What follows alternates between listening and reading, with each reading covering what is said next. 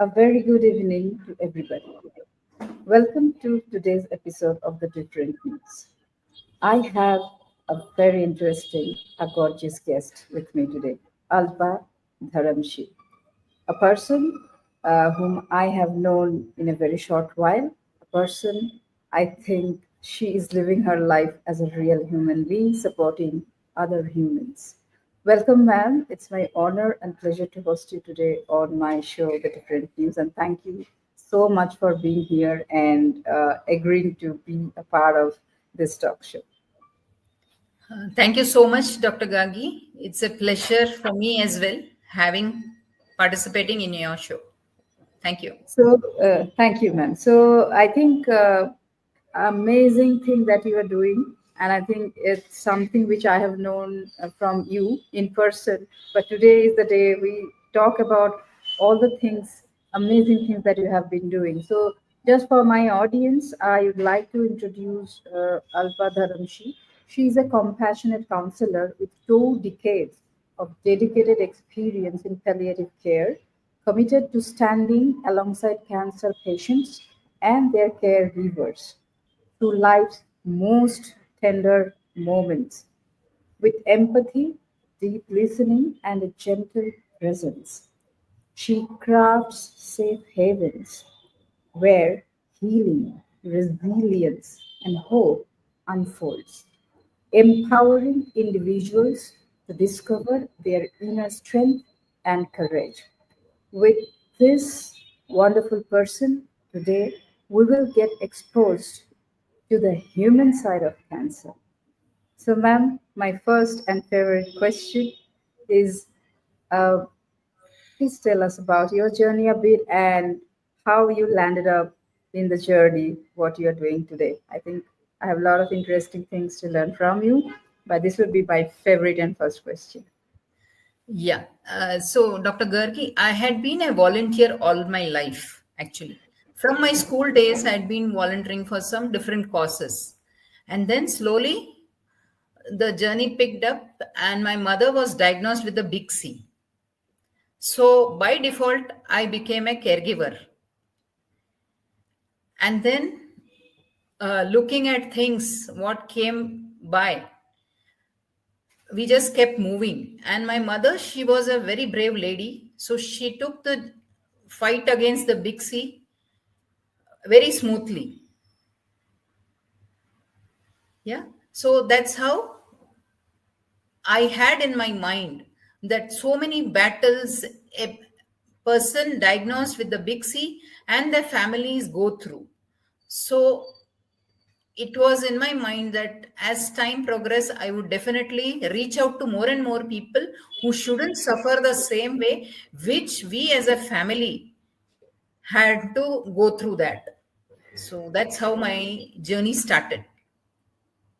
Okay, so ma'am, as you said, as you shared, which was unfortunate, but that's the truth. The fact of your life is that your Correct. journey began with your mother's cancer diagnosis. So, uh, is there any one moment or typical moment that made you shift from being a caregiver? I mean, I understand that anybody by default we will become when our parents or so close people would be fighting such a dreadful disease, but you made this your life's mission.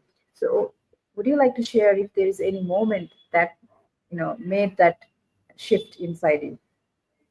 So there were moments we were as a family going through this, but my mother herself was a strong woman and she challenged the treating doctors that I will show you how to live. There's nothing to get scared of big C. We can make it big or small with our thoughts, with our mindset. So that is how I thought when my mother can do it, why not we encourage other people also in the process? And during her treatment process, she herself started counseling the patients next in the next bed. Amazing. And later, she started volunteering in the same hospital where she got treated. So things became very smooth.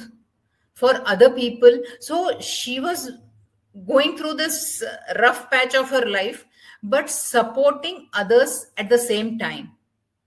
So this gave us courage, and we could see courage evident in her. So she went through, and then later things became very smooth. So from there, I learned so many lessons. Like, see, it is the mindset you put across it. Let me tell you one thing. The day when she was diagnosed, she had told the treating doctors, so you are reading out my diagnosis report, but don't worry, I will show you how to live. She had told them. So any other lady, I don't know about, but my mother, so definitely she had told them that it's okay. It's my journey and I will show you how to live. So things Amazing. become easier. So what was my learning is she made that big C into a small C. Correct. So that was the mindset she took it, and things became very smooth for her. So then I thought, no, even I can do something like this.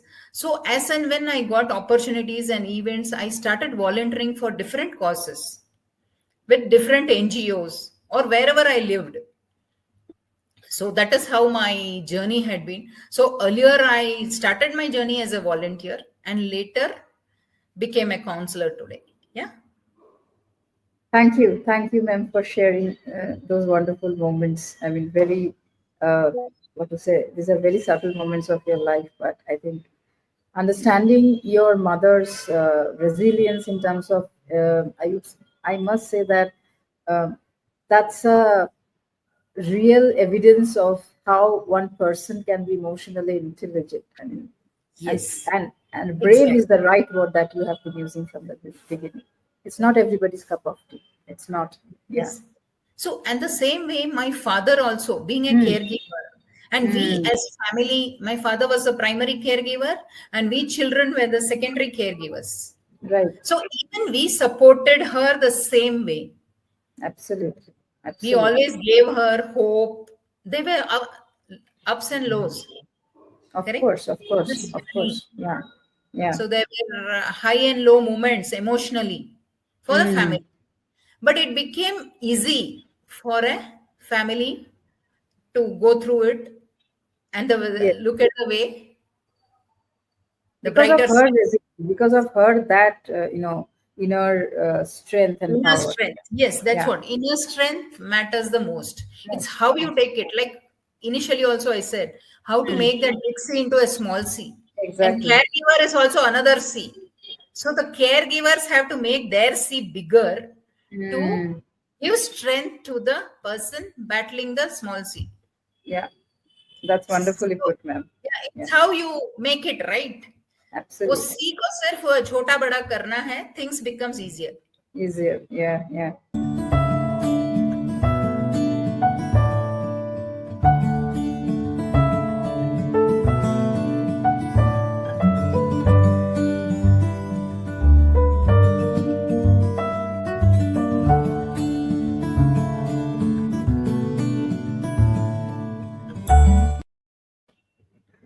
So, ma'am, I'm pretty sure like there would be the first time when you maybe have thought, of course, but away from being a caregiver to your mother, maybe the first time when you walked into a cancer ward as a counselor, what did you feel? And and then from there on, when you started your journey for the first time, what exactly kept you going back? Because the consistency in this entire work, volunteer work that you have done or you do still till date, this is the thing. Not everybody can do it. I mean, so can you tell me about your that first feeling? So initially, when I started volunteering in real life cancer wards, Mm. in pain and palliative care or something like that, so I was using my experience, but at the same time, I kept in mind that it's just that we have to be there. That is more important. See, everyone goes through this journey in a different way. Correct? How they take it. Huh? Just be there with them.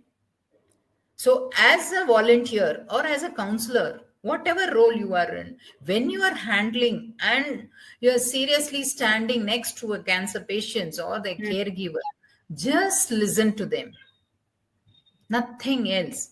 So, in a data of technology Mm, mm, mm. we are living, so there is very less human connection.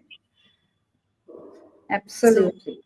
so as volunteer, I have always tried my level best to Mm, be there with that person and understand their human emotions, what he or she is going through. So there have been cases where the patient is older one and the caregivers are young, mm. or vice versa. Whatever may be the case, just be there. It makes a lot of difference to them. Absolutely. So technology can help us with everything. But when somebody is battling the big C, definitely need somebody to just understand what you're going through. That venting out, there should be some vessel where they can vent out, because Correct, correct. they're doing it 24 into 7 probably while in their Yes, sleep. Whether they sleep also, that's a question. So correct, I correct, think, correct. yeah, So, and amazing. what happens is another thing, Dr. Gagi, I would like to mention is, see, a person right from diagnosis or in the treatment process or is under remission, they have different emotions running in their mind, right? Absolutely. So when you visit them or they visit you, it's a different thing. We don't know what they want to share. Sometimes just some happiness. It's just that the previous day the person was not able to eat even one spoon. Mm, The next day he or she shares with you, I could eat at least 4 spoons of food today. Just be there and give them a smile. That makes magic. So they feel heard. yes, yes. And one more thing, Dr. Gargi, I would like to tell. See, we humans, we have the tendency when you are taking a caregiver to a mental health a Mm, professional or to a hospital, what we do, we just address that person as patient. yes. The moment somebody is diagnosed, we tell them this is the patient. No, that's your mother, that's your father, that's your sister. Address that way. It makes huge difference. Because see, suppose example, a person A is diagnosed with somebody and caregiver B says, no, this is patient A. So what the patient A goes through, imagine his or her emotions. Absolutely. So just tell, accept your relationship and talk about it. Things become smoother. Absolutely. And that gives them strength. Exactly. Correct? Amazing. I think this is something what you told is, it's a very simple thing, but we Yes. ignore all the time. We just ignore all the time. But I think Correct. it's just a very easy and very simple thing. You just call by name of that person. Yeah, Person, yes. yeah. So that Yes. makes that shift needs to be done. I mean, it's nothing a Then. big deal, but for that Yeah. person, the whole perspective changes. Like as you rightly said. Yeah, Yeah. amazing, amazing, man. Yeah. So one more.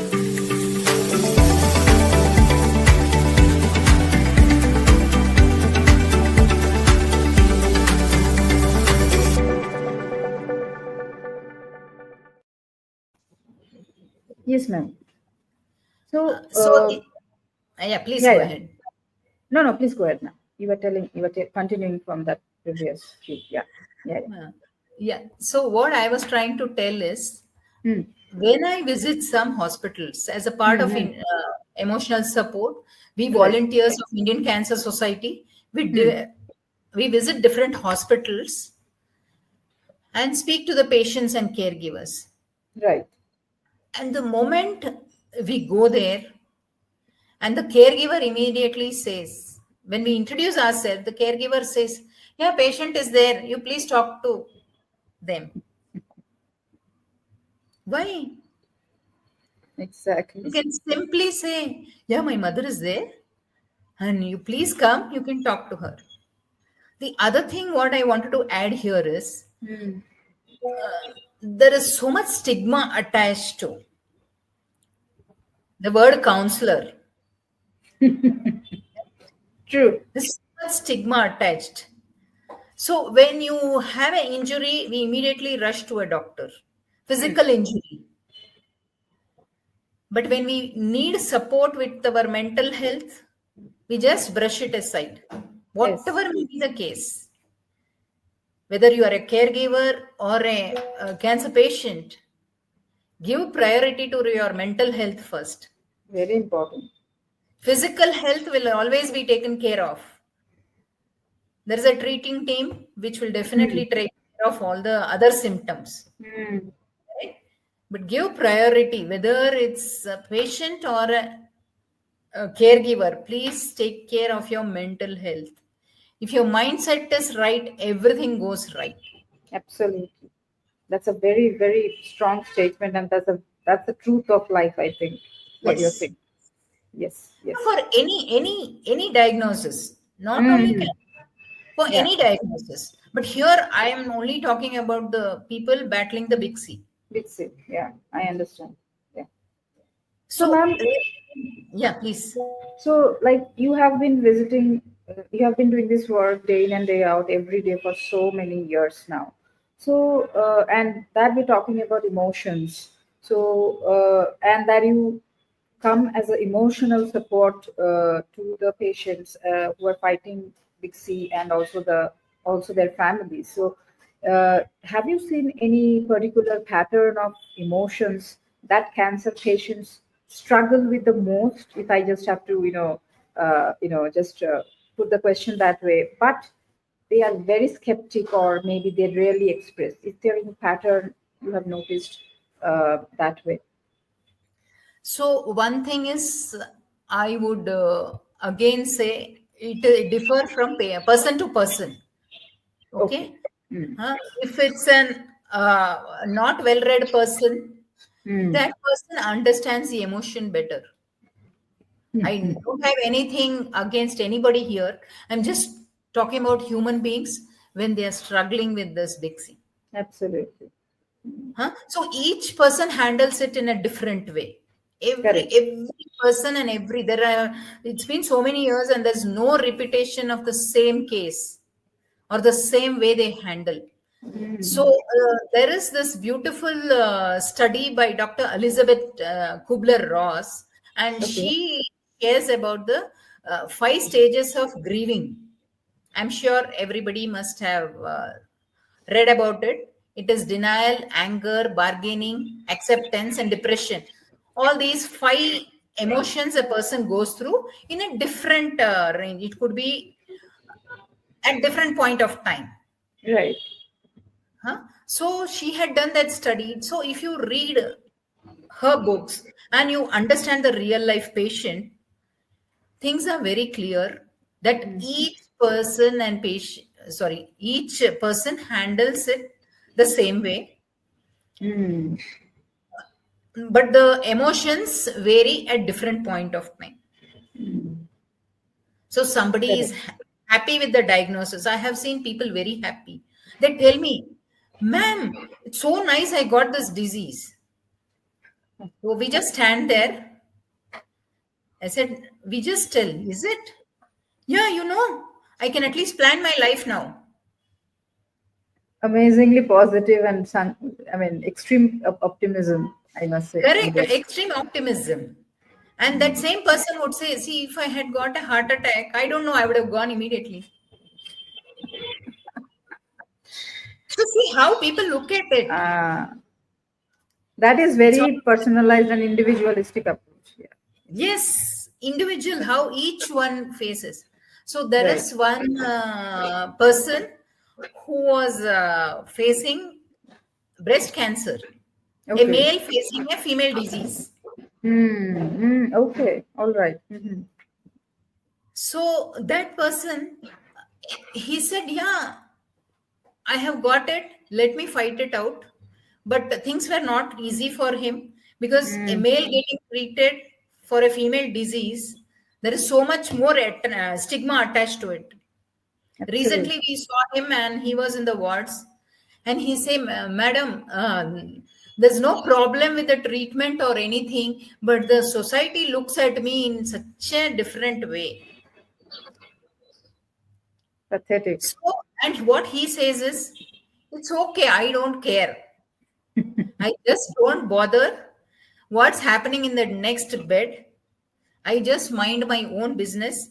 When I come with a book or I listen to music. I don't care what other people have to say." So, what Amazing. I'm trying to tell you here is society says so many things. I have seen caregivers or the persons getting affected with the big C, they'll be sitting in the waiting hall for their turn to see the for the treatment or to meet their doctors, and they start comparing.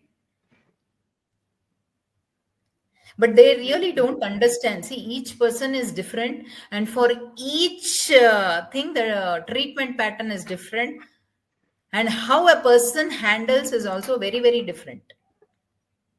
Absolutely. Correct? So, Absolutely. never compare, never compare. Correct. Even so, in society, my message to everybody, if somebody is Mm. going through this, I would definitely tell them, please don't compare. You are unique. Each one is unique. Mm. Never compare. But what our society does is, if somebody is diagnosed and they start giving unsolicited advice, That's the biggest. I think that's the biggest problem. yes, or in some places, they take it as a contagious disease. Yeah. So even in corporate hospitals where we volunteer, there also we have come across caregivers sharing, no, no, this is a contagious disease. So we have to spread the word Yeah. We have to speak more often more about this. often about it. This disease is never contagious. Correct. So, Correct. being a doctor, you would be able to answer this question better. But definitely, as a volunteer, we Mm. would tell them it's not contagious. We have to explain to them. Absolutely. And the person going through Big C Mm. would have been kept isolated at home. They said, no, no, we cannot keep them with the family. Family. Yeah. So So, even if we're so. staying in the same house, Mm. the Mm. vessels for food is different. They say, no, you don't have to touch our vessels. Oh my God. So there is so much awareness to be created against Yes. this. Absolutely.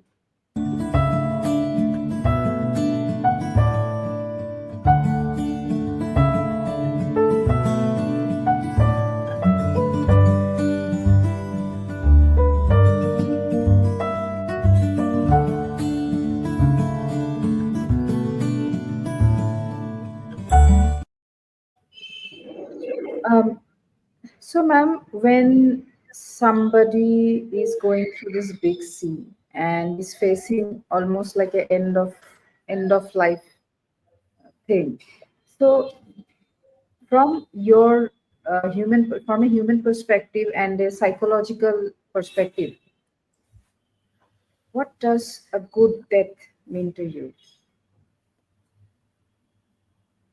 So here also it differs from patient to patient and person to person. Hmm. Correct? As a death doula, Hmm. I have come across different people and I have had the privilege to be next to them due when they are nearing the transition. So each person has a different thing. Some people they share their regrets. Some people they say, "No, I'm so happy. I'll be meeting my old friends." So this was last month. I got a call Mm. from Mumbai, Mm. and she was a daughter, and unfortunately, she had lost some three family members to the big sea. Okay. And then she's calling me, and she said this. You know what, Alpa? I have lost my mother just now, and before doing anything, I just want to thank you. So, like, I was wondering why she wants to thank me, Karke. So I just Mhm. kept quiet, allowed her to speak. She said, no, during her last days, Mm. we were, as a family, we were together next to her. That was very important. So, whatever minimum time she had, we spent it with her as a family. Mhm. So, she had a good death Mm. because she left in the presence of each and every one. Exactly. There was Exactly. nobody missed out. Whomever she wanted to, they were called for, and she spent wonderful moments. She started eating what she wanted to with her friends. So in childhood, they would have enjoyed with some friends. So childhood Correct. friends came and they started reliving those moments. Mm. So here, she was happy. The person who was going was happy and wanted to do all the good things she wanted to live her life, even her spiritual concerns. So she wanted some spiritual person to come and visit her. So Mm. that was arranged by her daughter at home, Mm. Mm. whatever was feasible. So here in this case, both Mm. even the caregiver and the person who left this world, both were very content.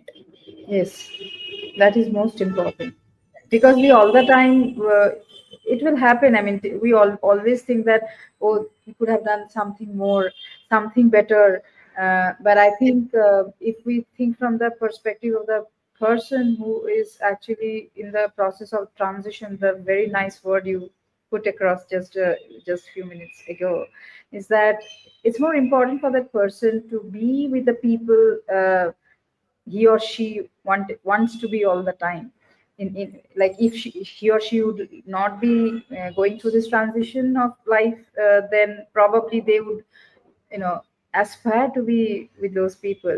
So in terms of doing, you know, best, most of the times we keep them in ICU or, you know, whatever in the hospital setup. But even I personally connect to this very much because when my dad left the last 2 weeks, I mean, I understood giving him that medical care is very much necessary.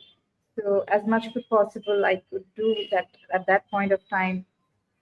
In a tier 3 city, I could do only certain things with limitations. And I still feel that guilt like, okay, maybe if I would have kept him in a very big corporate, you know, it would have been very nice for him. But then at the end of the day, I feel no, I think my God's blessing is that till the last moment, I was there with him, uh, holding his hand. So I think that's the biggest gift of Best life. moments. Those were Best best moment. moments. And you Yes, will cherish them for forever, life, forever. Yes. forever. Yes.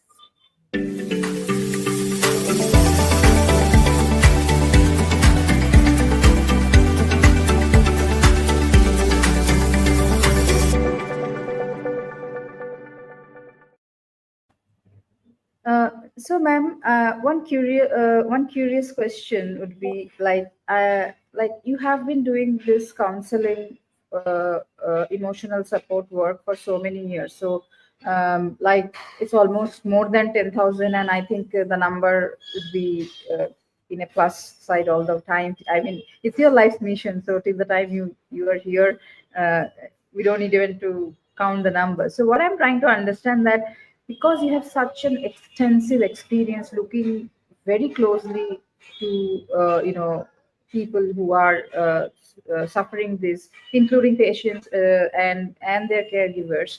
So uh, have you learned, like, are there anything, any tools or any techniques which you think helps more to the people to emotionally cope better? Have you observed anything like that in your vast experience? So, like each one goes through, like I said, no, different emotions. Yeah, of course. So you are looking at, can you reframe the question once again for Yeah, me? so I was just curious to know that, have you learned about what helps people emotionally cope up, maybe because you have done so much of counseling sessions. Are there anything that you have learned, any pattern or any kind of, if I may say, simple practices or tools, something like that? Is Correct, there correct, correct, something? Yeah, correct. yeah. So, so what happens is, Mm. like, see, when we talk to somebody battling this, Mm. be in hospital or they reach out to me at home, people come at PEHECHAAN, and whenever they talk, so I ask them, like, what is it that you want to do? Mm. Sometimes, Mm. other than this, see, disease everybody talks. But is there anything else you want to talk to me? You are free. See, as a counselor, I will not judge you. I will not Yeah. label you. Yes.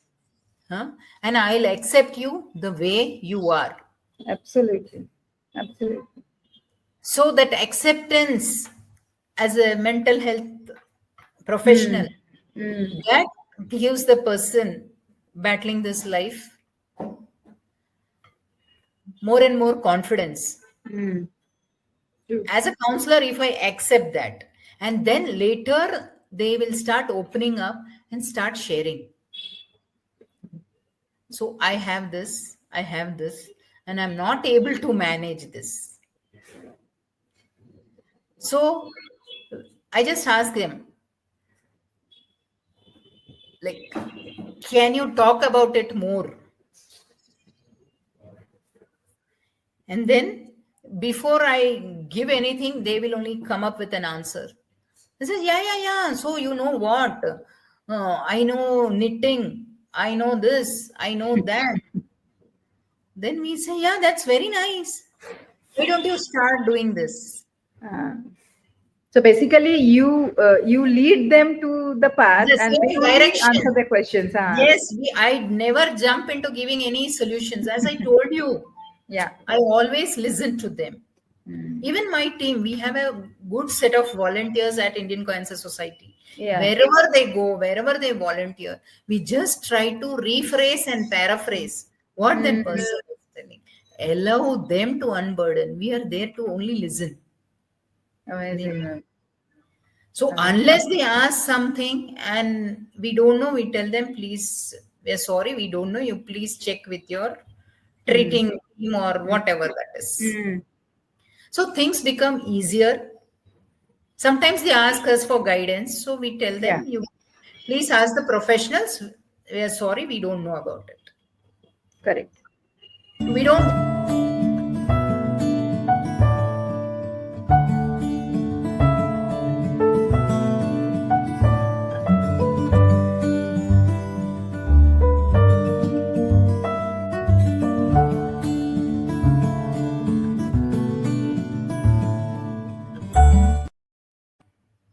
Um, Ma'am, I understand that. I mean, you are practicing this as your life's mission. But what also I understand as a very normal human being is that day in and day out, you are listening to people, and probably I'm not sure, I might be wrong, that, but as a, like, from a layman and very normal human instinct, I'm telling that most of the times you might have to deal with people's emotions which are kind of negative, or rather I would say that so much of information, so much about other people's life, and when they're actually fighting life altogether. I was just wondering, how do you protect your emotional will? Because I think I'm sure. I mean, how could you be able to hold so much of pain of other people's pain and still you be the person you are? I mean, that is something which actually makes me feel very much wondered, honestly. So let me answer one by one how I'm handling. Yes. So if as a team we are there Hmm. and handling the sessions, so once the session is over, we come out Hmm. and we just take a deep breath, all volunteers, and then speak to one another. Okay. So things become easier. Right. Correct? Correct. Yeah.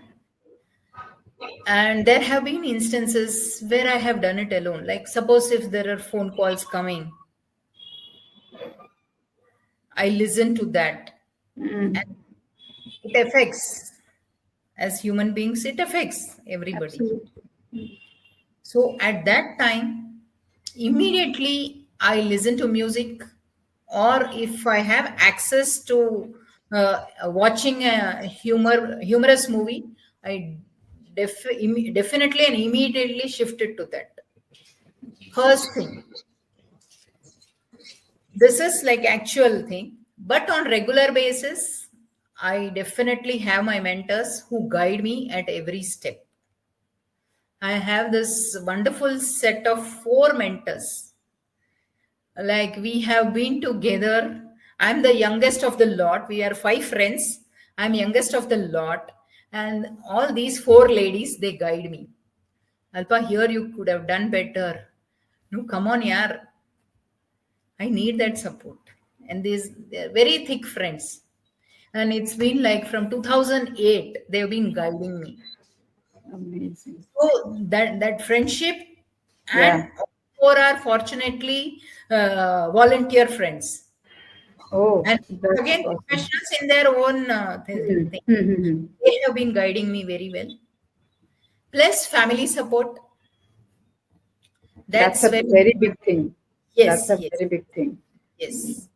So, without my spouse and my immediate family, my Yeah. siblings, their support is intense, Hmm. immense. Hmm. So, that is how I'm able to do what I'm doing today. And there have been days, if I don't feel like, I just don't go anywhere. Hmm. Just Right. stay at home. Or there have been cases, even after reaching the hospital, I feel no, I'm not in a mood to speak today. If Hmm. my team is there, I will tell them, you please go ahead, I'll wait outside. Because this is very important. I have to be strong and stay mentally fit. That's what Yeah. that's from that perspective only. My I was just wondering because whatever we are discussing, I mean, it's just a discussion here of few minutes, but you do Yes. it every day and with different set of people and when it is pain, when it is disease, of course, the environment cannot be positive. It's kind of negative because as such, the hospital environment is all about ailing and you know, it's not a very positive environment. So And let huh, me stop you in the midway. yeah, sure, Okay. Yeah, sure. yeah. So you're saying hospital environment is negative. But Mm, during my journey of mm, volunteering, one of my mentors had said, he okay. had, I was part of an NGO, and there Mm, we had session for orientation of volunteers. So my mentor had told, volunteers are the only lucky person on the earth, and you are the only person smiling and going inside the hospital. so true. So true. Yeah. So you think that, and he gave us Mm, one more tip.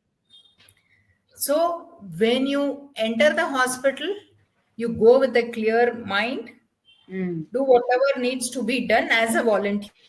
mm. And before you cross the gate of the hospital, you identify one tree Okay. Identify one tree and hang all your worries there.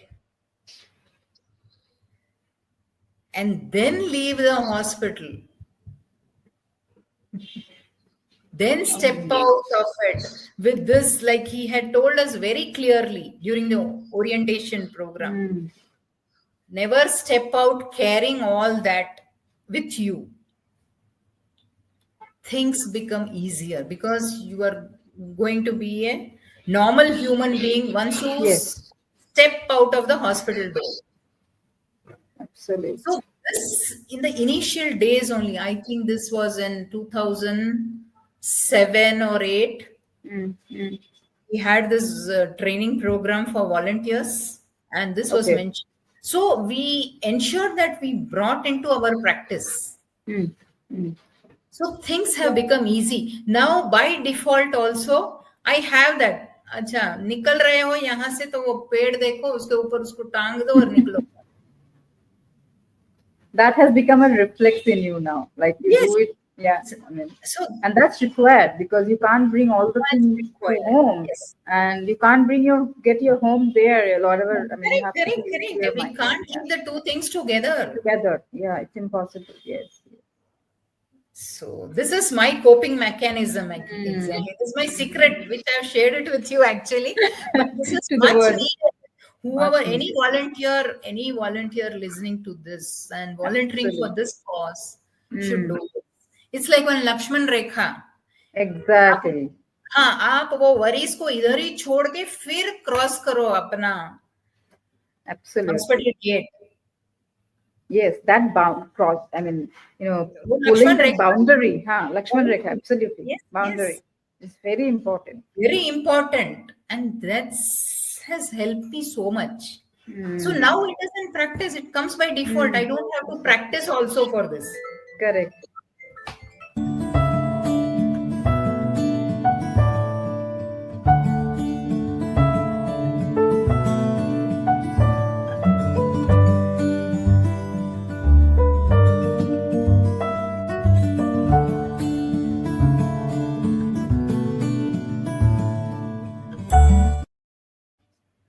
So, ma'am, one question which I would definitely like to ask you, because we spoke a lot about the things that you see. And so, basically, if I would say that what changes you would like to see in the Indian cancer care ecosystem, especially regarding mental health and counseling. So, I'd really like to know from you your perspective. So one thing is, I would say, if any, for any person, any human being, if you have diagnosed with the big C, Mm. first thing is there's a lot of fear attached, and why me? All these Mm. questions come. Please reach out to your family, your friends, or mental health professionals who can handle it better. Because this is a new skill. It's like learning a new skill. Correct? You need somebody to guide you. Take it that way. So recently there was one patient we were talking to, and she said, ma'am, I want to talk to you. And she explained everything, XYZ, whatever she was. So I was so surprised to what all she said. She said, ma'am, I have been diagnosed. I read a lot about it, and this is my battle. I want to keep it a secret. So I have informed only my spouse and my parents. That's all. I don't want to tell it to anybody. So, and she said she's been doing it for the past 6 years, for the past 6 months. So I was curious to know, like, how you are doing it. She said, it's my mental strength. And immediately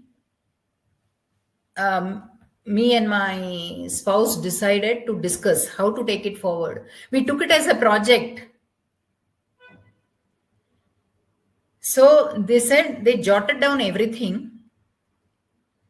What will happen, what has to be done, kaisa karna hai, kya karna hai, everything with the treating team. And then she told her husband, you please carry on your activities, what you're doing. Please don't waste your time. You are in the peak of your career. You please don't waste your time. Let our parents also not bother so much. And she says, I handle it myself. It's just that I keep messaging them and keep them informed. And the treating team is informed in advance. Like if something is not okay, then only they will call the husband or the parents. And she says, I come here with all my work which has to be done. All the pending works which I don't have time at home, I bring it for that. So this is the way she handles. So she could do it because she had hired a psycho-oncologist and took her guidance. Absolutely. It became easy. Mm. So we should speak openly about mental health and the struggles we are going through. Reach out to people. And I would also add two things. Like first, already I have told, you don't take the person as patient. Address Correct. them by their name. That is very important. Very frequently I come across this. And even I have come across in the hospitals, I'm sorry to say that, but generally they speak about last bed, that first bed on the right. It just becomes so objectified. Correct. So it hurts the patient. It hurts. It Hurts. hurts. Definitely. Which is not spoken about. And the second thing is, ask the person affected with the big C what you want to do. Right. Correct, ma'am. Correct. Please ask them. So there have been cases, sometimes they've not informed only. The family doesn't want to inform. क्या करने का है तो उनको क्या समझ में आता है. They don't know even how to read and write. Every person has a right to know. Yeah. What is happening to him or her. Exactly. Exactly. Whether it's a prince or a pauper. Doesn't matter. But yeah. Information has to go. Go. But so this can go only with professional help. Absolutely. Absolutely. Yeah. So any layman just can't tell कि भाई आपको ऐसे हुआ है. No. You need professionals to handle all this. And at the same time, we don't know what is the family dynamics. Yeah. Yeah. But I would also say, see, pain is the same in all the languages. Absolutely. Whichever language you're speaking, the language of pain is the same. Everyone goes through that same pain. It is the graph that changes, that's all. Person to person. We don't know what that person is going through. Absolutely. Yeah. So please request for more mental health professionals to handle big C patients.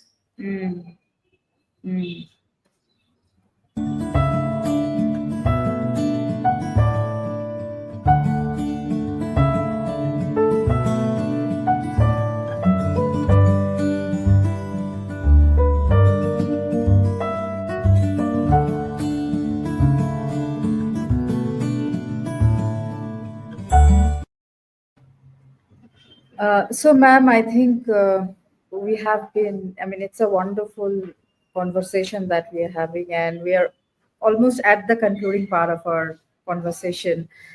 So, if I may ask you to give one message to patient or caregiver who might be listening today to this conversation and they feel overwhelmed, what is that one message you want to give them to remember? Just a minute.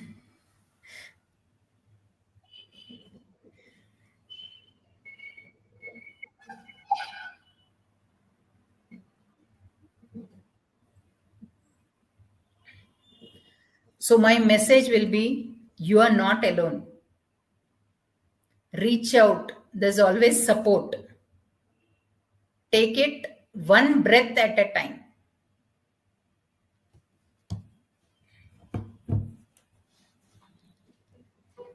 Thank you, ma'am. It was very emotionally triggering conversation, at least for me. I mean, and thank you so much for what you are doing for the, I would say, the mankind, because this is something I don't think it's an easy task. Of course. Secondly, the way you have been doing this and you have made it a mission for your life and without any expectation of anything.